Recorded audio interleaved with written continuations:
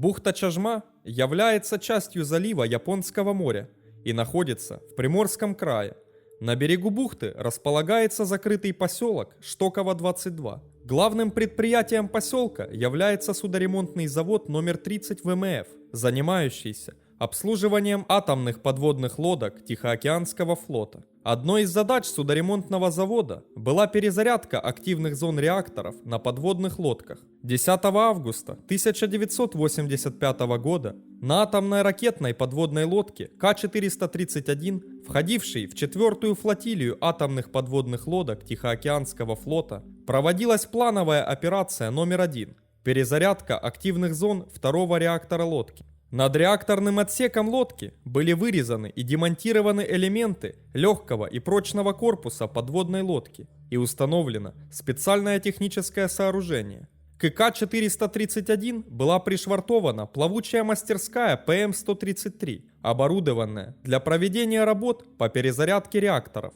Лодка была пришвартована к пирсу номер 2 вторым бортом. Первым стояло специальное контрольно-дозиметрическое судно ПКДС. С другой стороны пирса была пришвартована находившаяся в ремонте атомная подводная лодка К-42 «Ростовский комсомолец». Перезарядка активных зон в реакторе правого борта К-431 была завершена. После того, как провели перезарядку реактора левого борта, обнаружили его негерметичность. Для проверки герметичности проводят специальные гидравлические испытания. Они показали, что под крышкой реактора находится какой-то предмет. По инструкции результаты гидравлических испытаний докладываются в вышестоящие инстанции, по необходимости, вплоть до руководителя Главного технического управления ВМФ. Но этого сделано не было. Крышку подняли. Под уплотнителем верхней крышки нашли агарок сварочного электрода. Поскольку работы не контролировались, при подъеме крышки использовались простые стропы вместо специальных штатных жестких упоров. Когда кран плавмастерской приподнял на стропах крышку реактора, в бухту с моря входил катер торпедолов. Его курс проходил мимо К-431. Существует жесткая инструкция, что во время проведения работ по перезарядке ядерного реактора корабли, проходящие рядом, должны двигаться малым ходом. В момент подъема, несмотря на знак ограничения скорости на входе в бухту, по ней на 12 узлах промчался катер торпедолов. В результате поднятой волны кран, удерживающий крышку на определенной высоте от реактора, резко ее приподнял. Крышка перекосилась и потянула за собой компенсирующую решетку и поглотитель. При проведении таких работ рассчитывается высота, на которую можно поднять крышку, чтобы не началась цепная реакция. Но из-за волны, поднятой торпедоловом, крышка вместе с компенсирующей решеткой и стержнями управления аварийной защитой оказалась вне реактора, и началась ядерная реакция. Реактор вышел на пусковой режим. Выделилось огромное количество тепловой энергии. В 12 часов 5 минут по местному времени произошел взрыв. Мгновенно погибли 10 офицеров, проводивших работы на реакторе. На АПЛ начался пожар, сопровождавшийся мощными выбросами радиоактивной пыли и пара. Взрыв был такой силы, что крышка ядерного реактора весом 12 тонн, пролетев вертикально несколько сотен метров, ударилась в плавучую техническую мастерскую ПМ-133 и рикошетом упала обратно на К-431, пробив корпус в районе 6-го отсека. Кран плавмастерской был вырван взрывом из основания. Пролетев несколько сотен метров, он упал в бухте. Первоначально тушением занимались работники судоремонтного завода и экипажи, стоящих в ремонте лодок. Все они были без средств защиты от радиации. Они потушили пожар за 2,5 часа.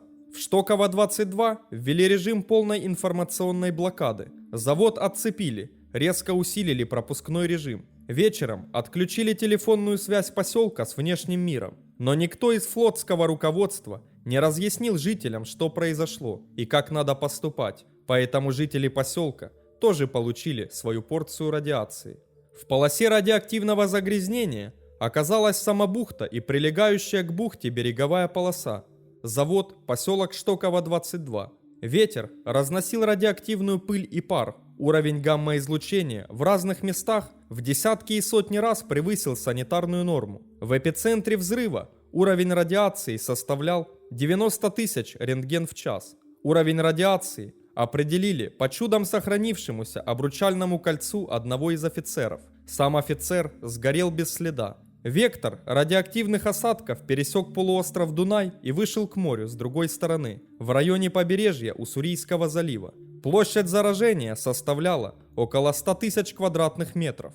В результате взрыва пострадали 290 человек, 10 погибли во время аварии, у 10 зафиксирована острая лучевая болезнь, у 39 лучевая реакция. Официально признаны пострадавшими 950 человек. Состоялся закрытый военный суд. Обвинение было предъявлено руководителю работ по перезагрузке реактора, капитану 3-го ранга Ткаченко. Он был приговорен к 3 годам условно. Столь мягкий приговор объясняется тем, что Ткаченко получил большую дозу радиации и фактически стал инвалидом. Через 7 месяцев радиационная обстановка была нормализована на всей территории завода. Через 2 месяца после аварии содержание радионуклидов в морской воде снизилось до исходных фоновых значений. Но дно бухты до сих пор остается радиоактивным. Чажминская авария долгое время находилась под грифом «секретно», и кроме непосредственных участников ликвидации, высших военных чинов,